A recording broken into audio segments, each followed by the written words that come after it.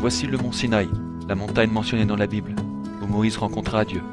C'est en Arabie Saoudite. Exode 19-18. Toute la montagne de Sinaï fumait, parce que le Seigneur y était descendu, au milieu du feu.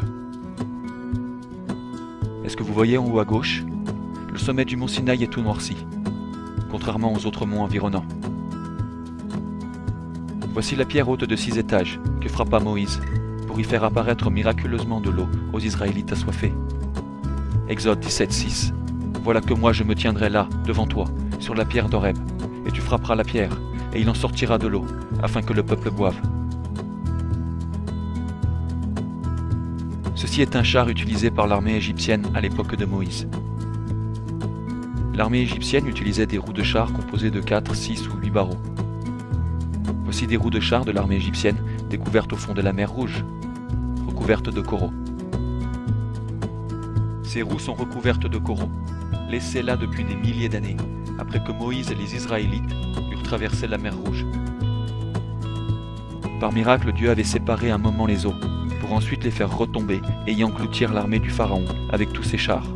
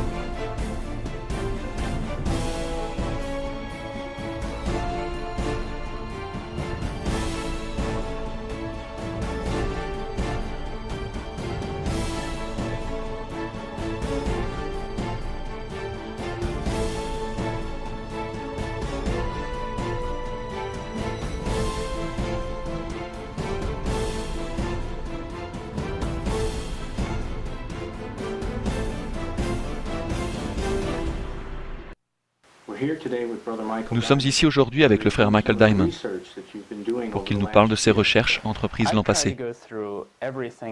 J'ai essayé d'étudier tout ce que j'ai pu sur les sujets que nous sommes sur le point de traiter aujourd'hui. Création, évolution, terre jeune, déluge, suaire de Turin, miracle. Et ça prendrait je ne sais combien d'heures pour présenter toutes les informations que j'ai accumulées. Donc nous allons devoir avancer rapidement à travers tout ça, pour percuter sur ce que je ressens comme étant le plus intéressant. Il y a une chose que les gens doivent réaliser. Ce n'est pas science contre religion. C'est religion contre religion. L'évolution n'est rien d'autre qu'une religion païenne.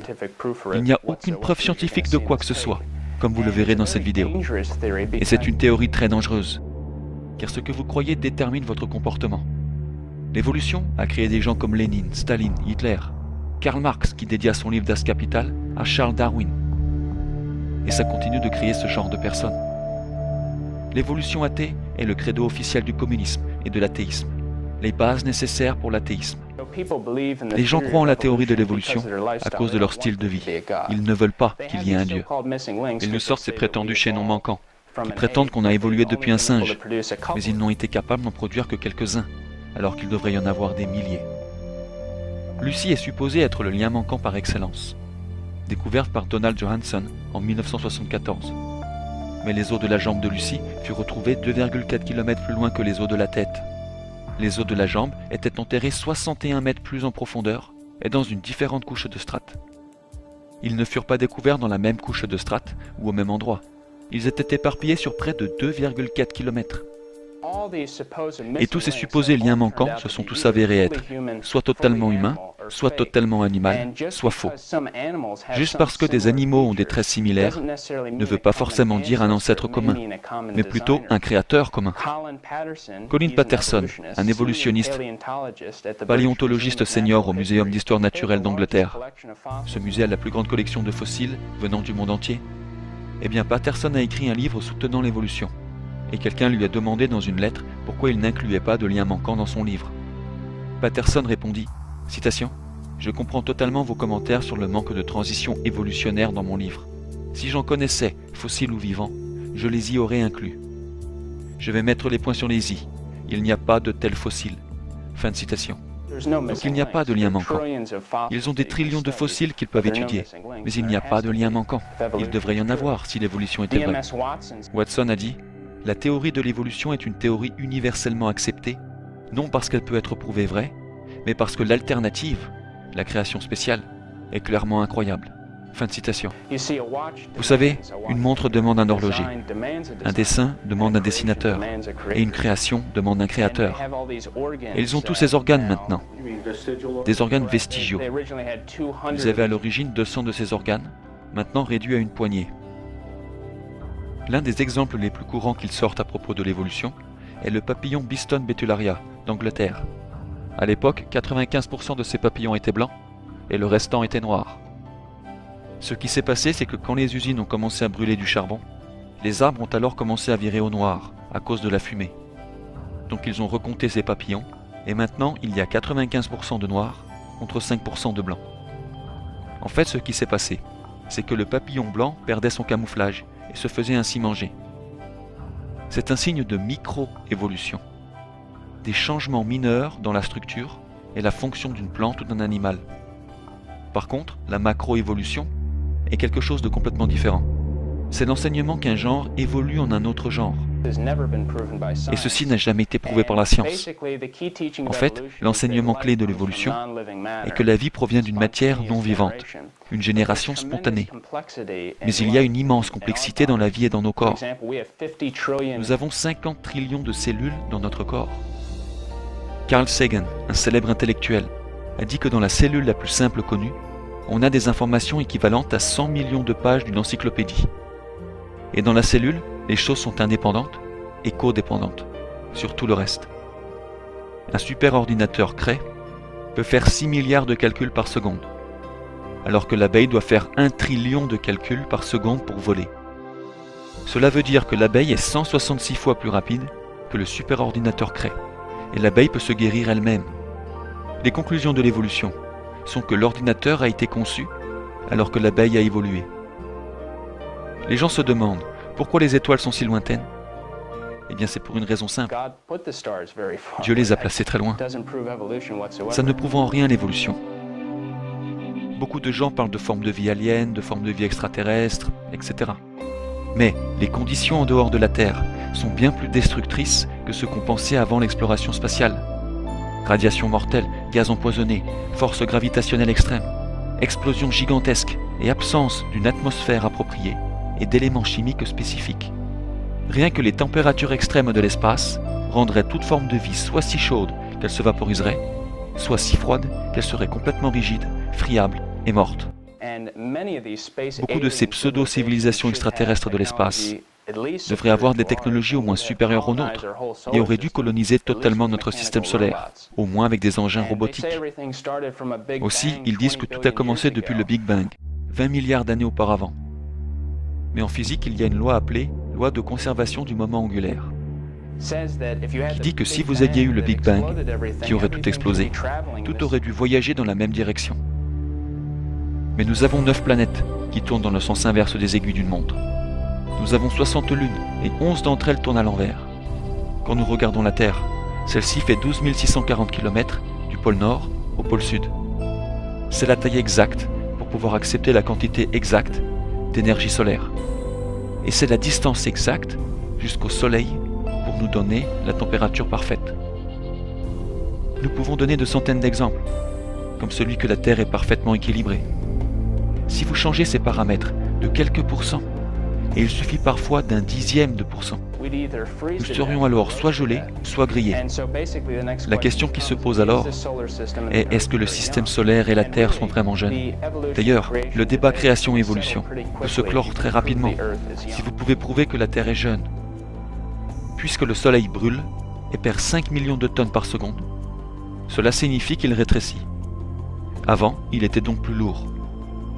Ce qui revient à dire que la gravité était aussi plus forte. Donc, 20 ou 30 millions d'années auparavant, le Soleil aurait été si grand qu'il aurait touché la Terre.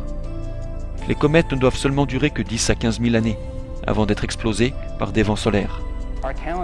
Notre calendrier ne remonte qu'à l'année 4000 avant Jésus-Christ. Comment se fait-il que nous ne pouvons pas remonter plus loin que cela? La courbe de la croissance de la population semble n'avoir commencé que 4500 ans auparavant. Oui, parce que 4400 ans en arrière, il y a eu un déluge, et 8 personnes sont sorties de l'arche. Une autre question, combien de milliards de personnes devrait-il y avoir maintenant? Où sont tous ces gens? Et surtout, où sont tous les os? Les anneaux orbitant autour de Saturne sont bombardés par des comètes, et ils devraient être pulvérisés et dispersés en l'espace de 10 000 ans.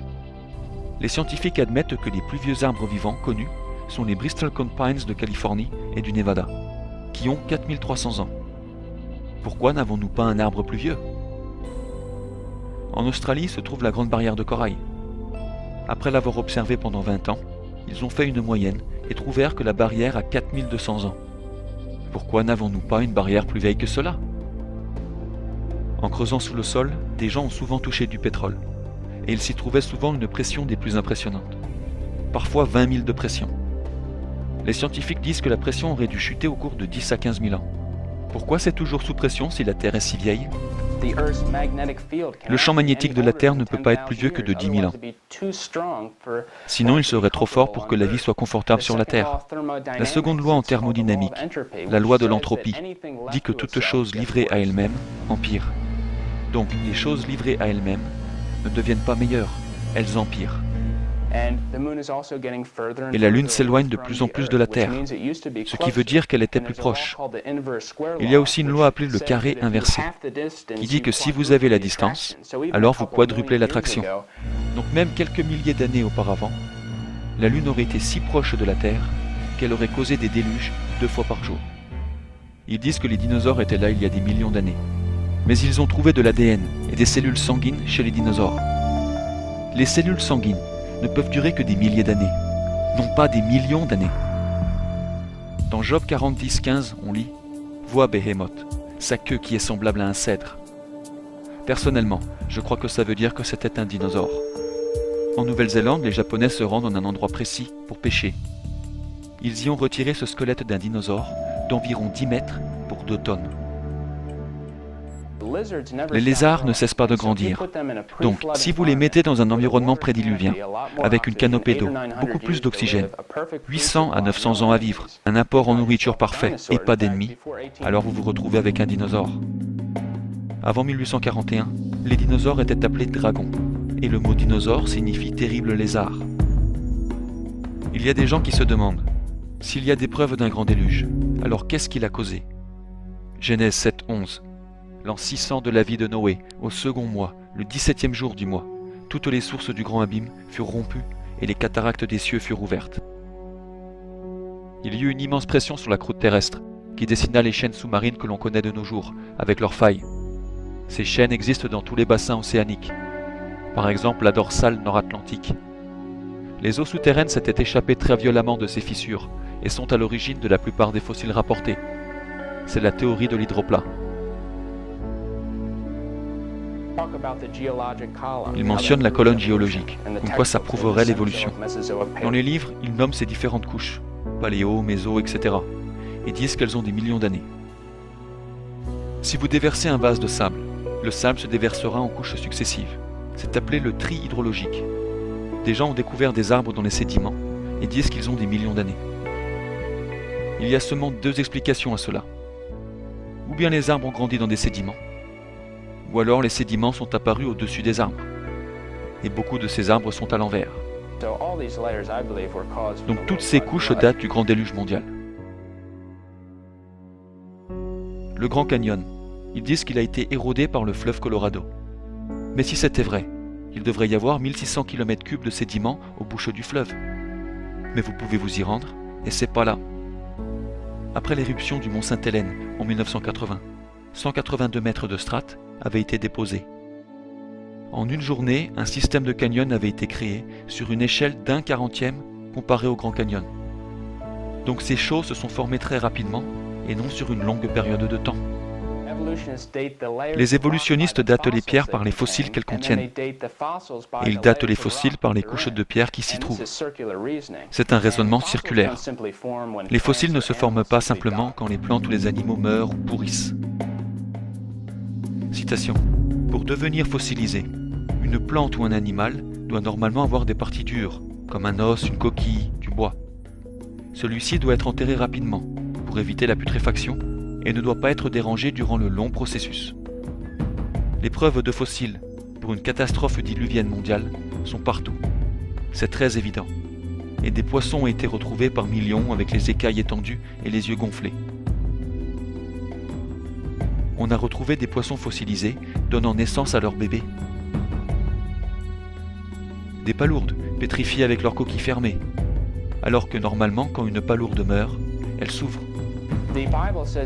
La Bible dit que les sommets du mont durant le déluge étaient submergés, sous l'eau.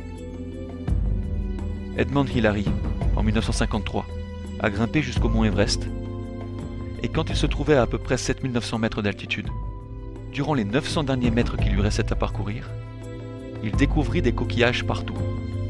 Donc, comment faites-vous pour avoir des coquillages dans toute une chaîne de montagnes ? C'est seulement si le grand déluge mondial s'est bel et bien produit. Certaines personnes croient que l'arche de Noé est sur le mont Ararat en Turquie. Ce qui est intéressant, c'est que sur le mont Ararat en lui-même, ils ont trouvé de la lave en coussin.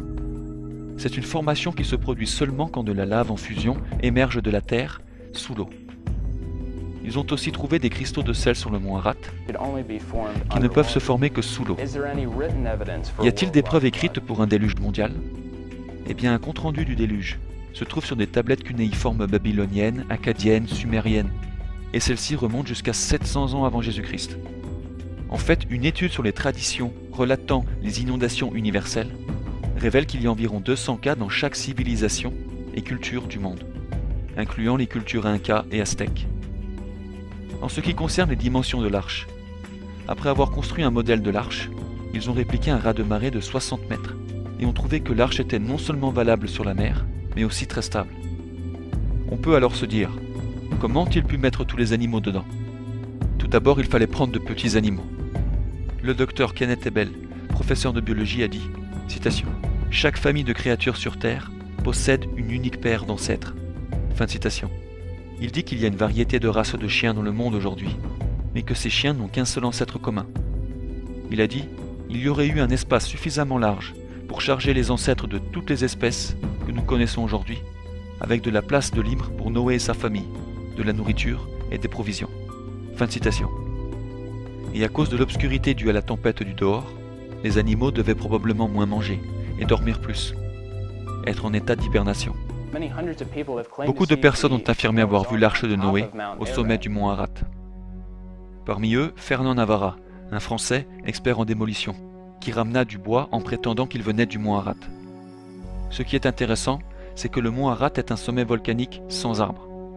Ils ont découvert que le bois qu'il avait ramené n'avait pas poussé sur le mont Ararat.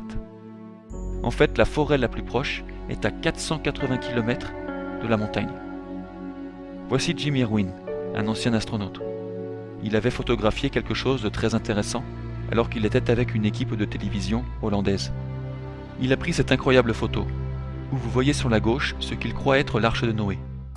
Un satellite français identifiait un objet de bois de 61 mètres de long sur 26 mètres de large, s'étendant sur une crevasse, le tout sous 18 mètres de neige et de glace. Certains pourront dire, comment ça se fait qu'on ne peut pas aller sur le mont Ararat et voir l'arche ? Eh bien le problème c'est que des grimpeurs ont affirmé que le mont Ararat est l'une des montagnes les plus dures à grimper, peut-être la plus dure. Et l'arche est recouverte de glace, donc vous pouvez marcher juste au-dessus d'elle sans vous apercevoir qu'elle est bien là. Et quand le gouvernement turc accorde des permis de fouille et de recherche, c'est pour la partie sud du mont Ararat. Mais l'arche est localisée du côté nord. Les gens surpris du côté nord sont arrêtés. La montagne est aussi trop élevée et traîtresse pour qu'une expédition soit menée par hélicoptère. Et dans la bataille sans fin entre les soldats turcs et les terroristes, plus de 6000 personnes ont été tuées sur les pentes de l'Arat durant les années 1990. Beaucoup d'histoires bibliques se sont avérées vraies. Les murs de Jéricho, par exemple. La Bible dit que ces murs se sont littéralement écroulés. Ils ont examiné ces murs. Ceux-ci ne sont pas tombés en dedans. Ces murs sont tombés verticalement, comme si la terre s'était ouverte sous eux. Ils sont littéralement tombés. Sodome et Gomorrhe, détruites par Dieu pour homosexualité et autres péchés de la chair. Voici des vestiges indiquant la localisation de Sodome et Gomorrhe. Ça se voit très clairement, ça ressemble à des villes. Ils ont retrouvé des substances brûlées avec du soufre qui ont un restant de cendre plus lourd que les substances initialement non brûlées. C'est pourquoi ces villes ont probablement pu rester depuis toutes ces années, soit 3900 ans. Et ils ont trouvé que ces cités avaient brûlé entre 2200 et 2700 degrés. La Bible nous dit qu'il pleuvait du soufre et du feu sur les cités de Sodome et Gomorrhe. Vous pouvez vous y rendre et trouver des millions de morceaux de petites boules de soufre partout. On lit que Dieu a demandé la circoncision.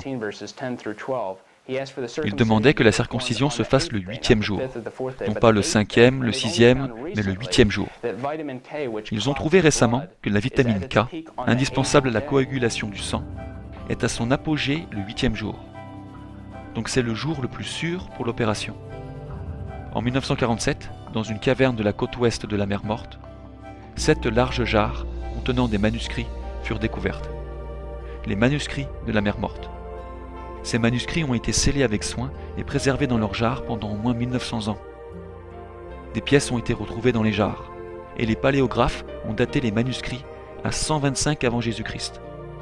Jusqu'à ce moment, les manuscrits bibliques les plus récents dataient de 900 ans après Jésus-Christ.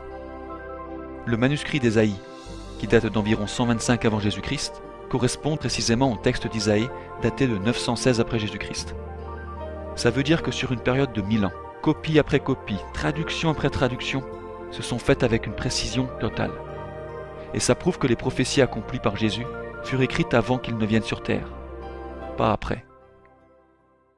En plus, Ésaïe et le reste de l'Ancien Testament ont un tas d'autres choses à dire sur la première venue du Messie. Il disait que celui-ci naîtrait d'une vierge, qu'il naîtrait à Bethléem, qu'il serait un homme attristé.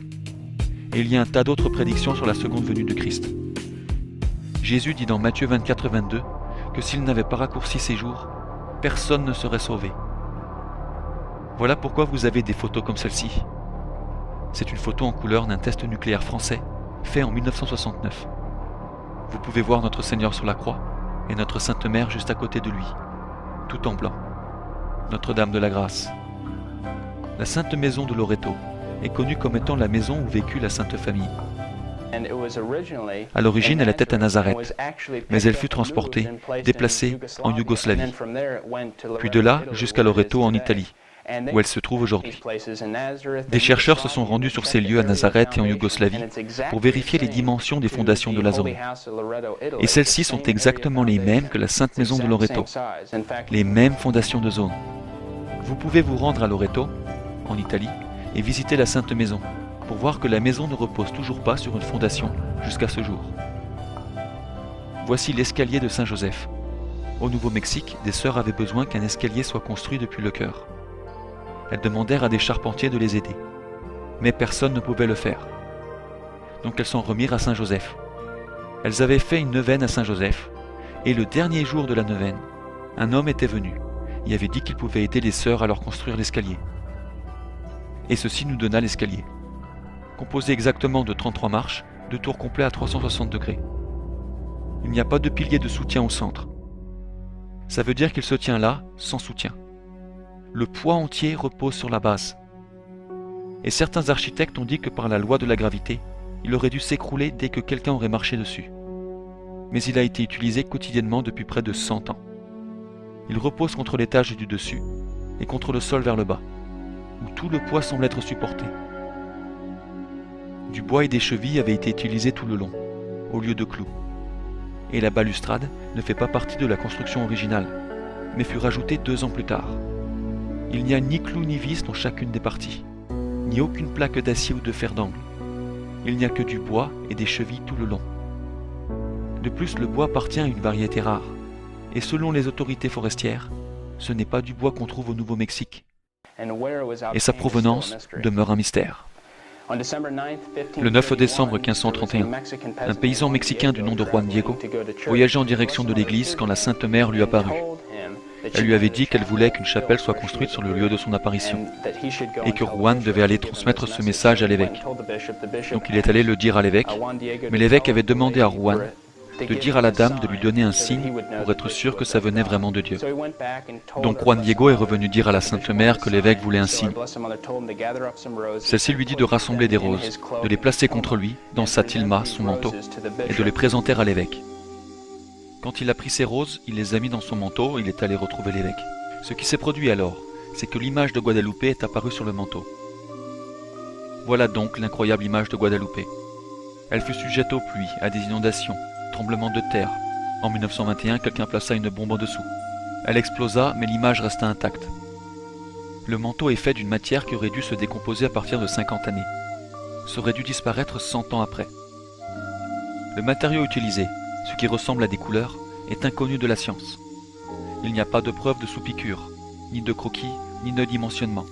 Et sans dimensionnement, ça le rend humainement impossible à peindre sur une surface dure. Il n'y a pas de vernis de protection. La peinture aurait dû être abîmée depuis longtemps, surtout devant une exposition à long terme de fumée, de bougies et autres polluants. Il n'y a ni fissure ni craquelure. C'est incroyable quand on considère que c'est comme ça depuis 483 ans. L'emplacement des étoiles n'est pas un hasard, en tout cas pas selon les astronomes. Les étoiles correspondent à 46 étoiles et 14 constellations, tandis qu'elles sont dans la position du ciel à l'aube un 12 décembre. Et le 12 décembre, c'est le jour où notre Sainte Mère imprima son image sur la tunique. Il y a quelques années de ça, les yeux subirent de très importantes recherches scientifiques en utilisant la technologie informatique.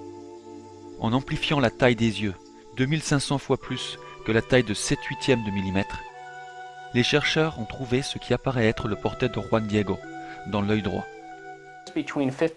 Et entre 1532 et 1548, vous aviez 9 millions de gens au Mexique qui s'étaient convertis à la foi catholique.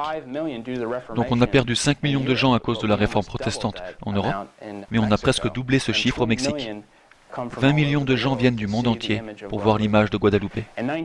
En 1917, la Sainte Mère était apparue à 3 jeunes enfants, Lucia dos Santos, Francisco et Jacinta Marto. Elle avait demandé que les gens prient le rosaire et avait montré aux enfants une vision de l'enfer.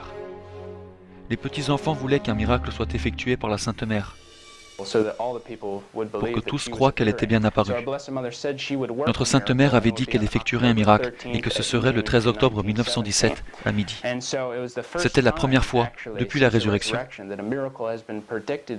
qu'un miracle avait été prédit d'avoir lieu à une certaine période et lieu.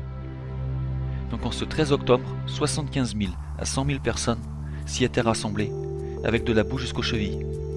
Il s'y trouvait des athées, des sceptiques, des francs-maçons, pour se moquer du miracle, car ils pensaient que celui-ci ne se produirait pas. Mais quand vint midi, le miracle se déroula comme convenu. Le soleil commença par faire des mouvements contraires aux lois naturelles. Il fit des rotations pendant 12 minutes, et ensuite il plongea en direction de la Terre. Tout le monde pensait que c'était la fin du monde. Et dès qu'il fut sur le point de frapper la Terre, il revint à sa position normale dans le ciel. Des malades avaient été guéris lors de ce miracle. Un second miracle, c'est que leurs vêtements et le sol étaient restés secs malgré la pluie battante.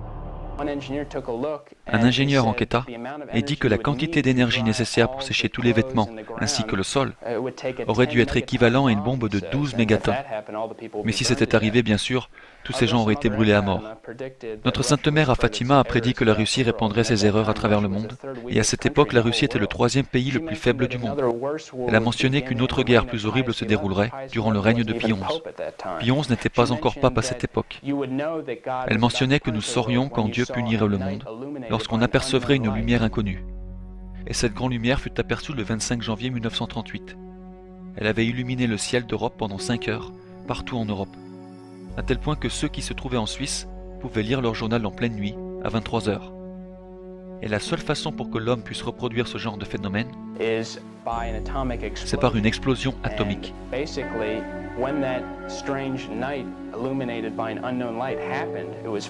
47 jours après cette étrange nuit illuminée par une lumière inconnue, Hitler envahissait l'Autriche. Notre-Dame avait dit qu'elle essaierait d'éviter ces punitions, qu'elle demanderait au pape et aux évêques de par le monde de consacrer la Russie à son cœur immaculé. Elle a demandé à ce que le troisième secret soit révélé au plus tard en 1960, mais ce n'est pas arrivé. Elle a demandé la communion réparatrice les premiers samedis du mois. Après que Jacinta soit décédée, son corps fut exhumé en 1951. Il avait été retrouvé intact, parfaitement incorrompu. Et il y a des centaines de corps restés intacts, parfaitement incorrompus. Un exemple, c'est le corps de Catherine Labouré. Elle avait vu notre Sainte Mère qui lui avait donné la médaille miraculeuse. Des milliers de miracles lui sont attribués. Elle est morte en 1876 et son corps est parfaitement incorrompu. Il y a aussi Bernadette Soubirous qui a vu les apparitions de notre Sainte Mère à Lourdes, en France, où des millions de gens viennent chaque année prier. Des miracles sans fin se sont passés. Bernadette est morte en 1879 et son corps reste parfaitement incorrompu. Il n'y a pas que des corps qui soient restés intacts. On trouve aussi des scapulaires. Saint Alphonse est mort en 1787. Son corps et ses vêtements sont retournés à la poussière, mais son scapulaire brun est lui resté parfaitement intact. En fait, une analyse a même prouvé qu'il n'a reçu aucun traitement spécial. Voici un scapulaire brun donné par notre Sainte Mère à Saint-Simon-Stock en 1251. Des milliers de miracles lui sont attribués. Il y a à peu près 16 000 saints canonisés dans l'Église catholique. Et pour qu'une personne soit déclarée sainte, ils ont besoin d'au moins 3 miracles. Et ça ne doit pas être juste de simples miracles. Ça doit être des miracles vérifiables, où des docteurs témoignent. Les gens témoignent sous serment. Et l'Église catholique fait très attention avant de dire que quelqu'un est un saint. L'Église catholique est la seule Église disposant d'une histoire de miracles ininterrompue depuis le début dans toute l'histoire de l'humanité. Saint Vincent Ferrier. Celui-ci a converti 200 000 personnes à la foi catholique, fait ressusciter 30 personnes mortes, et selon une estimation, il a plus de 40 000 miracles à son actif durant sa vie. Et quand il fut canonisé et fait saint, presque 1000 miracles avaient été utilisés pour sa canonisation. Padre Pio est un autre mystique de notre époque. Il portait également les stigmates jusqu'à sa mort en 1968. Pendant 50 ans, il a porté visiblement les stigmates. Padre Pio avait plusieurs dons. Il pouvait vous dire quand vous étiez allé en confession pour la dernière fois, votre vie, vos péchés. Il a été aperçu à travers le monde. Il a fait des milliers de miracles qui ont été remplis en 54 volumes. Et depuis sa mort, en 1968, il a continué à faire des miracles. Mais le miracle le plus intéressant de sa vie concerne une Italienne qui a maintenant 40 ans. Celle-ci était née sans pupille. Elle n'a toujours pas de pupille. Elle est allée avec sa grand-mère voir Padre Pio pour lui demander un remède. Padre Pio lui répondit en la bénissant. Et celle-ci peut voir. Elle continue de voir même maintenant sans pupille dans ses yeux. Il est anatomiquement impossible de voir sans pupille, mais elle peut voir aussi bien que n'importe qui. Nous avons aussi des vidéos sur des exorcismes. Si les gens ne croient pas au diable, ils devraient y jeter un coup d'œil. Non seulement ces séquences sur les exorcismes prouvent l'existence du diable, mais elles montrent comment la dévotion envers la Sainte Mère de Dieu marche. Comment le diable haït le rosaire.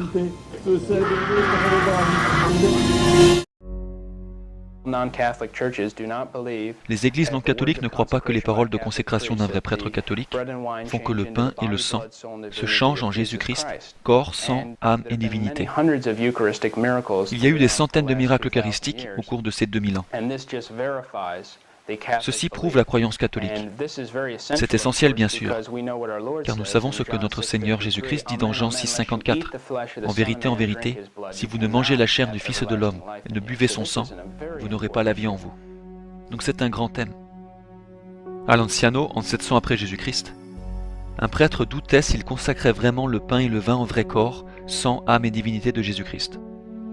Et au moment de la consécration, le pain et le vin se changèrent visiblement en chair et en sang de Jésus-Christ. Les scientifiques ont testé cette chair et ont trouvé que c'était de la chair humaine. Quant au sang, c'est bien du sang humain du groupe AB. Si vous vous coupez et saignez, et que votre t-shirt devient taché, en 15 minutes vous perdez toutes les compositions chimiques du sang. Ils ont pris une particule de ce sang pétrifié et l'ont amplifié dans des séries d'examens. Et ils ont trouvé toutes les protéines et les composés chimiques du sang frais, malgré l'écart de 1300 ans. Durant ces examens, quand ils testèrent un morceau du cœur, la rigidité cadavérique ne s'y était pas installée. Et il fut déterminé que cette tranche du cœur était un cœur vivant. Un autre miracle s'est produit à Sienne en 1730. Des voleurs s'étaient infiltrés dans une église et avaient volé une châsse parmi tant d'autres choses.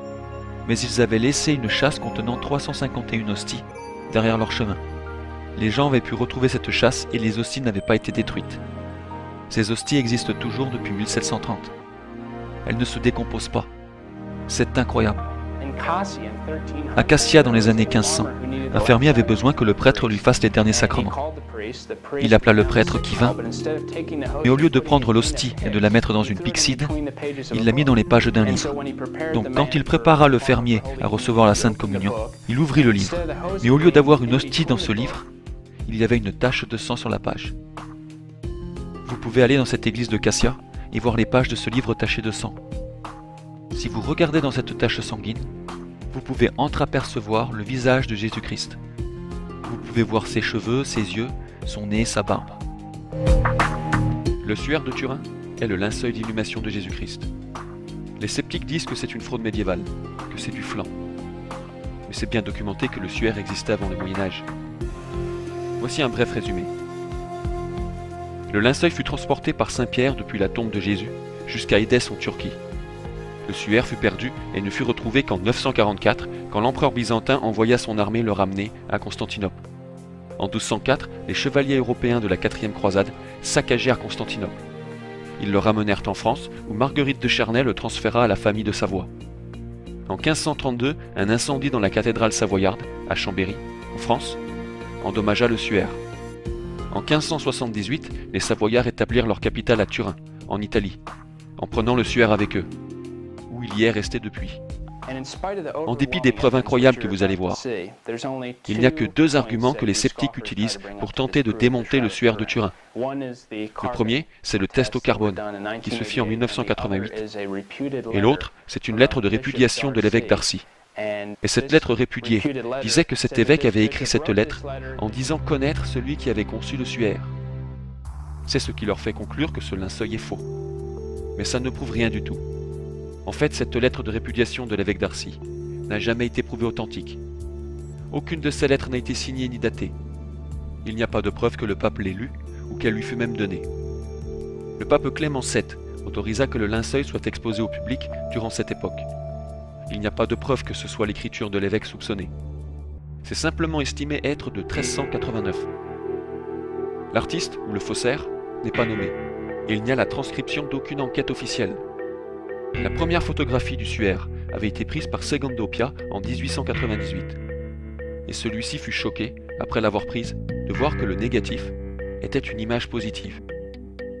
Barry Schwartz, un juif, un photographe documentant le linceul, a dit, citation, « Assumant que le suaire fut construit au XIVe siècle, cela signifierait que quelqu'un aurait dû concevoir la photographie environ 650 années avant qu'elle ne soit inventée. Je ne le crois pas. » Fin de citation. Certaines marques de flagellation sur le linceul apparaissent seulement sous ultraviolet, ce qui veut dire que le faussaire aurait dû peindre les marques en les rendant invisibles à l'œil nu pour qu'ils soient discernés sous ultraviolet, avant que cet équipement ne soit inventé quelques 650 années plus tard. C'est impossible. Il n'y a pas la présence de pigments de peinture sur le suaire, ni de résidus de pinceau. Les images sur le suaire sont sans direction, donc elles n'auraient pas pu être peintes. En tout cas pas par main humaine. Kevin Morand, un ingénieur optique, a dit, citation, « L'image du suaire est faite de petites fibres de la taille d'un dixième de cheveux humains. Les éléments de la peinture sont en fait distribués aléatoirement, comme des points dans votre photographie de journal ou la photo d'un magazine. Pour être en mesure de faire cela, il faut une précision atomique incroyable, faite au laser. Cette technologie n'existe pas. » Fin de citation. D'ailleurs, si quelqu'un avait peint le suaire, il aurait dû avoir un pinceau de 6 mètres, car les images ne sont pas discernables quand regardées de plus près. Ils ont aussi retrouvé du sang sur le suaire de Turin. Selon le physicien médical, le docteur Heller, et le spécialiste sanguin, le docteur Adler, ils ont non seulement trouvé du sang sur les marques du suaire, mais c'est du sang hautement chargé en bilirubine, un pigment biliaire qui n'apparaît que si l'homme mort a été sévèrement et traumatiquement battu. Le pathologiste Pierre Ballon est parvenu à la même conclusion. Il a lui aussi découvert que le sang présent sur le suaire était humain et de type AB. 13 tests ont confirmé qu'il y avait du sang sur le linceul. L'image du linceul est négative, mais les marques de sang sont positives. Les traces de sang sont restées rouges. Et pourquoi elles n'ont pas noirci avec le temps et l'oxydation reste inexplicable. Derrière les pieds du suaire, il y a le sang original quand l'homme était en vie.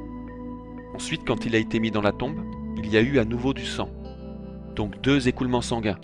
C'est impossible de fausser ça. Aussi, les experts avaient été choqués de voir la façon dont les preuves sanguines avaient été transférées jusqu'au suaire. Ça s'est fait parfaitement, sans la moindre erreur. Humainement parlant, c'est impossible. Le docteur Max Frey était un criminologue suisse, l'un des experts analystes mondiaux en pollen, poussière et autres. Il a développé les techniques pour savoir les faits de criminels, en analysant les pollens ou poussières de leurs vêtements. Et il fut consulté pour plusieurs crimes par les forces de police de plusieurs nations. Le jugement de ce docteur était très simple. Si le suaire avait été faussé dans la France du XIVe siècle, alors il ne devait y avoir que du pollen italien ou français sur le suaire. Mais les éléments de son analyse ont décelé près de 58 pollens spécifiques, et seulement 17 d'entre eux proviennent d'Europe. Le reste provient de Palestine ou du sud de la Turquie, d'Édesse ou de Constantinople. Ça signifie que le linceul devait se trouver en ces lieux à un moment dans l'histoire. 13 des pollens proviennent exclusivement de Palestine et poussent en Israël aujourd'hui. Le professeur Ress a découvert dans le linceul des morceaux de coton microscopiques. Et pas seulement du coton plein, mais du coton comprenant quelques torsions au centimètre. Nous devons réaliser que le coton a un différent nombre de torsions au centimètre, dépendant de son pays d'origine. Et le coton qui pousse dans la partie occidentale du monde a 20 à 25 torsions par centimètre, tandis que le coton qui pousse au Moyen-Orient a 8 à 10 torsions. Et le coton trouvé dans le suaire fait 8 torsions au centimètre. Donc ça correspond exactement au coton trouvé au Moyen-Orient. De plus, le coton ne poussait pas couramment en Europe à l'époque, 1260-1390, qui pour certains est la date de sa fabrication. Ils ont découvert sur le suaire des images de fleurs vraiment pointues, très précises, plusieurs centaines de celles-là. 28 fleurs spécifiques ont été trouvées, avec un grand niveau de précision. Toutes ces fleurs, et c'est important, poussent à Jérusalem, ou dans une circonférence de 20 km autour de Jérusalem. Donc quoi qui ait pu permettre ces images dans le suaire devait avoir un champ d'énergie élevé produisant les images de chaque objet présent dans le suaire à ce moment-là. Voilà pourquoi on a une image très précise de ces fleurs. Ils ont aussi trouvé de la saleté sur les empreintes de pieds du suaire. Cette terre provient de Jérusalem ou de Damas, mais nulle part ailleurs. Ils ont découvert des informations en 3 dimensions sur le suaire de Turin. C'est incroyable, car il faut réaliser qu'une peinture ou une photo n'a que des informations en 2 dimensions. Le suaire a pu avoir des informations en 2D et en 3D. Celles-ci ont été placées dans une machine appelée le VP8 Analyzer. Cet analyseur trouva que dans l'image du suaire, il y a des informations en 3D qu'un artiste n'aurait pas pu mettre. C'est aussi une coutume juive, quand une personne meurt, de mettre des pièces sur les yeux du défunt, quelque temps avant que le corps ne soit enterré. Et dans les tests du suaire de Turin, ils ont retrouvé une pièce sur l'un des yeux, l'œil droit. Cette pièce a 24 similitudes avec une pièce appelée le lepton, qui fut sortie par Ponce Pilate entre 29 et 36 après Jésus-Christ. Gardez en mémoire sur ce que vous voyez sur cette pièce, UKAI. Et maintenant, on va voir le suaire en zoomant plus près et plus large. Et c'est grâce à ces amplifications que le père Francis Philas a pu faire cette découverte. Vous pouvez voir le symbole avec les lettres UCAI. Le père Philas avait été choqué en découvrant ça, mais il se demanda pourquoi il y avait un C à la place du K. En 1981, au musée britannique, il avait découvert 2 pièces qui avaient un C au lieu du K. Donc cette information que l'on voit démonte tout acte faussaire. Le père Philas a dit, citation, « Même l'imagination la plus sauvage ne peut justifier aucune affirmation que les petites lettres de 0,79 mm de haut puissent avoir été imprimées sur le suaire. » Fin de citation. D'autres faits prouvent l'authenticité du suaire. Les tresses sur le côté du visage sont une coutume juive. Le corps du suaire n'est pas droit. L'abdomen apparaît comme enflé, montrant que la cause de la mort était la suffocation. Les jambes du suaire ne sont pas cassées, mais quand les Romains crucifiaient leurs victimes, ils cassaient les jambes des crucifiés. Ça s'explique dans Exode 12,46, où il est dit que personne ne rompera un os de son corps. Les écoulements sanguins. Nous devons réaliser que chez un crucifié, les mains forment un angle de 25-65 degrés. Donc le sang s'écoule d'une certaine façon. Et c'est exactement ce que fait le sang qui s'écoule sur le suaire, montrant par là qu'il vient d'un homme crucifié. Ces images causèrent au docteur Pierre Barbet, chirurgien-chef de l'hôpital Saint-Joseph de Paris, de dire, citation, « Si c'est l'œuvre d'un faussaire, alors le faussaire aurait dû être un anatomiste entraîné, car il n'y a pas une seule bavure. » Fin de citation. De plus, quand un clou perce le nerf médian du poignet, le pouce se place automatiquement contre la paume. Tout ça, c'est voyant sur le linceul. Cela ne démente pas la prophétie, ils perceront mes mains et mes pieds, mais aucun de mes os ne seront cassés. Car les anatomistes de tous les pays, à travers l'histoire, comprennent que la main, c'est le poignet, la paume et les doigts. Voici un outil romain pour la flagellation, appelé le flagrum. C'est une poignée avec 3 cordelettes de cuir à son bout. Et chacune de ces cordelettes a un objet en forme de bille, accroché dessus, des objets métalliques. C'était un moyen pour les Romains de punir un individu en battant son corps par ses cornes. Et quand vous regardez l'objet du bout, à la fin du flagrum, il coïncide parfaitement avec les blessures du suaire. Un auteur a écrit qu'il y a 120 blessures de flagellation sur le suaire de Turin. Et les lois juives limitaient le nombre de fouets à 40. 40 x 3, ça fait 120. Les blessures sur le côté du suaire font 2 cm sur 1 cm, ce qui correspond exactement à la taille du bout de la lance romaine, appelée aussi lance de Longin ou lance de la destinée. Elle est gardée dans la trésorerie des Habsbourg, à Vienne, en Autriche. La légende dit que c'est bien la lance qui perça le côté de Jésus, et qu'elle appartenait à Longin, un soldat romain assigné par Ponce Pilate à la tâche de transpercer les côtés. Ce qui est intéressant, c'est qu'Hitler croyait en cette légende, et qu'à l'âge de 19 ans, il avait visité la trésorerie des Habsbourg. C'est après avoir envahi l'Autriche au début de la Seconde Guerre mondiale qu'il s'empara de la lance, car il croyait qu'il en avait besoin pour conquérir le monde. Mais continuons sur l'anatomie du suaire. Les fesses sont absentes de rigidité cadavérique, et les scientifiques ont dit que celui qui est dans ce suaire n'était mort que depuis 40 heures. Un pathologiste du comté de Los Angeles, le docteur Bucklin, a dit, citation, « Les preuves d'un homme flagellé, ayant été crucifié et mort de suffocation, sont très claires. Les marques sur ce corps sont si claires et si médicalement précises qu'elles sont, selon mon opinion, au-delà de tout débat. » Fin de citation. Et l'autre question, la voici. Pourquoi garder une telle relique? Eh bien parce que c'est réellement le véritable suaire de Jésus-Christ. Les avocats du Saint-Suaire avaient reçu un grand coup quand les données au carbone 14 étaient sorties en 1988, où il était dit que ce suaire datait d'entre 1260 à 1390. Mais le carbone 14 est loin d'être une science exacte. En effet, les mollusques fraîchement tués sont perçus comme morts il y a 3000 ans.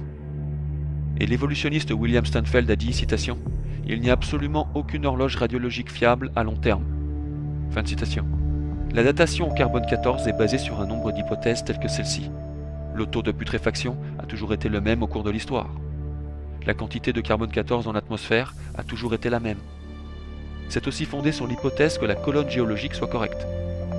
Mais on a prouvé que ce n'est pas correct. 3 laboratoires avaient été sélectionnés pour appliquer les tests au carbone 14 sur le suaire. 3 échantillons contrôlés de l'un d'un âge connu leur ont été donnés pour assurer la précision de leurs tests en laboratoire. Un échantillon, connu initialement comme datant de 3000 avant Jésus-Christ, revint à la fin des tests en laboratoire avec un écart de 1100 ans. Les testeurs ont défendu ces erreurs comme étant dues à la contamination des échantillons. Mais après avoir refait les tests, l'échantillon était toujours de 1100 années d'écart. Donc il y a trop de variables pouvant affecter les résultats. En plus, les testeurs d'échantillons, ainsi que leurs laboratoires, ont violé 14 protocoles scientifiques, établis pour assurer la précision du test. D'autre part, ces laboratoires conduisaient des examens en se consultant les uns les autres. Le secrétaire d'État Casaroli, dont la rumeur dit qu'il est franc-maçon, donna la supervision des tests au carbone 14 au directeur de recherche du British Museum, le Dr Michael Tite. Donc il est étrange que le Dr Casaroli ait donné la supervision du réputé suaire d'inhumation de Jésus-Christ à ses ennemis déclarés. Ce qui est intéressant, c'est que le Dr Tite a écrit une lettre au directeur du laboratoire de radiocarbone de l'Université de Lyon, le Dr Jacques Evin. Il lui a demandé de trouver un linceul similaire à celui du Saint-Suaire dans tous ses détails. Evin chercha et trouva un linceul très similaire au suaire de Turin, conçu à la fin du XIVe siècle. Le Dr Tite nia avoir écrit cette lettre jusqu'à ce que sa lettre avait été publiée. Donc ce qui s'est passé, c'est que quand ils ont fait ces tests, Ils ont découpé des bouts du suaire de Turin, et tout ça se faisait avant qu'il y ait des caméras vidéo, le 21 avril 1988. Les 3 hommes impliqués étaient le Dr Tite du laboratoire du British Museum, le cardinal Ballestero, qui au fait, avant les tests au carbone 14, niait déjà l'authenticité du suaire, et le professeur Gonella, conseiller scientifique de l'archevêque. Ces personnes ont découpé des morceaux du Saint-Suaire et se sont rendus dans des pièces séparées où les caméras vidéo n'étaient pas autorisées. Ce qu'ont fait ces 3 hommes n'a jamais été discuté entre eux. Il apparaît néanmoins évident qu'il y a eu substitution des linceuils. Et la taille du linceuil que les laboratoires avaient testé, les 3 laboratoires où le morceau du linceuil avait été envoyé, n'est pas la même que celui qui avait été découpé sur le Saint-Suaire. Et pour quelques raisons, 2 laboratoires ont reçu 2 échantillons du linceuil. D'abord, tout le monde le niait, pour ensuite l'admettre plus tard. En fait, on ne peut pas obtenir ces échantillons, car après que les données sont obtenues au carbone 14, les échantillons sont détruits. Le testeur en chef à Zurich, le Dr Wallifi, déclarait publiquement, même avant ces tests, qu'il pensait que ce suaire était un faux. Donc toutes ces personnes impliquées, ou la plupart, semblaient de toute façon ne pas croire au suaire. Donc ils avaient un plan défini pour faire en sorte que le suaire soit un faux. C'est ça qu'ils cherchaient. Et quand ces supposés résultats sortaient des 3 laboratoires disant que c'était entre 1260 et 1390, le professeur Hall et le Dr Tite ont fait leur propre conférence de presse et ont écrit en très gros sur un tableau les supposés résultats, ponctués d'un point d'exclamation. Le Daily Telegraph de Londres, du 26 mars 1989, disait les motifs principaux. Il rapportait que le vendredi saint du 25 mars 1989, 45 hommes d'affaires et amis riches proposèrent au professeur Hall d'Oxford 1 million de livres pour ses services, pour avoir déterminé que le suaire de Turin était une fraude médiévale. Hall disait vouloir utiliser les fonds pour créer une nouvelle chaire de sciences archéologiques à Oxford, pour être avec le Dr Tite. Fin de citation.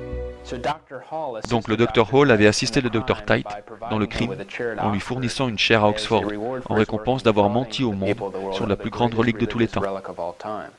Mais d'abord, si le suaire est reproductible, pourquoi personne ne l'a encore reproduit?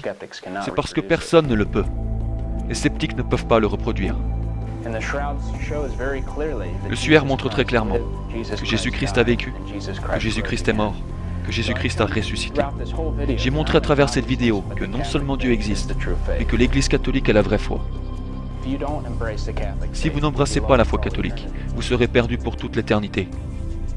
Et si vous êtes catholique, il ne faut pas aller du tout à la nouvelle messe, sous peine de péché mortel. Il faut que vous priez le Saint-Rosaire, restez en état de grâce et restaurez votre style de vie. Les faits sont devant vous, les miracles, les preuves. Si vous regardez les pères de l'Église des premiers temps, ils croyaient à tous les enseignements de l'Église. Et c'est ça qu'était la vraie foi. Et c'est ce qu'est la vraie foi encore aujourd'hui. Et l'Église catholique nous a dit quoi croire, de ne pas croire, ce qui est un péché et ce qui ne l'est pas, ce qui nous enverra en enfer et ce qu'on doit croire pour avoir la vie éternelle. Si je me rends dans n'importe quelle église non catholique, leur dire « Qu'est-ce que je dois croire ?» Eux me pointeront la Bible. Mais le problème, c'est quel passage dois-je prendre littéralement, lesquels figurativement. Si le Saint-Esprit aide tout le monde à interpréter la Bible, alors pourquoi trouve-t-on des milliers d'églises protestantes différentes qui croient plein de choses différentes sur ce qu'il y a dans la Bible? Et aucune d'entre elles affirme être infaillible. Donc qui fait cesser les disputes? Qui prend les décisions? Ou qui a pris une décision? On entend souvent « tu n'as qu'à croire au Christ et alors tu seras sauvé ». Mais Matthieu 7,21 dit « Ce ne sont pas tous ceux qui disent Seigneur, Seigneur qui entreront dans le royaume des cieux, mais celui qui fait la volonté de mon Père qui est aux cieux, celui-là entrera dans le royaume des cieux. » Cette théorie, une fois sauvé, toujours sauvé, tu ne peux pas perdre ton salut, ce n'est même pas biblique. Saint Paul dit dans Philippiens 2,12 qu'il nous faut travailler notre salut avec crainte et tremblement. Il dit dans 1 Corinthiens 9,27 que quand il prêche parmi les fidèles, il a lui-même peur de devenir un réprouvé. Il parle d'avoir le salut comme le fait de persévérer jusqu'à la fin. Si là où vous passerez l'éternité ne vous concerne pas, alors vous irez définitivement dans les flammes de l'enfer. Et quand vous y serez, il n'y aura pas de sortie. Votre éternité sera fixée. Et vous brûlerez, pleurerez et souffrirez, torturés par des démons pour toute l'éternité. Mais Dieu ne veut pas que ça vous arrive. Il dit dans 1 Timothée 2,4 qu'il souhaite que tous les hommes soient sauvés et parviennent à la connaissance de la vérité. Et ce que vous avez entendu dans cette vidéo, c'est la vérité. Et si les gens pensent que ce que je dis est fou, dites-leur. Et vous ferez quoi dans 200 ans? Ah, je serai mort et oublié. Ouais, d'accord. et tous ceux que vous aurez connus sur terre seront morts et oubliés. Et votre corps sera 6 pieds sous terre, et votre âme sera soit au paradis ou dans les flammes de l'enfer pour toute l'éternité. Voilà la réalité.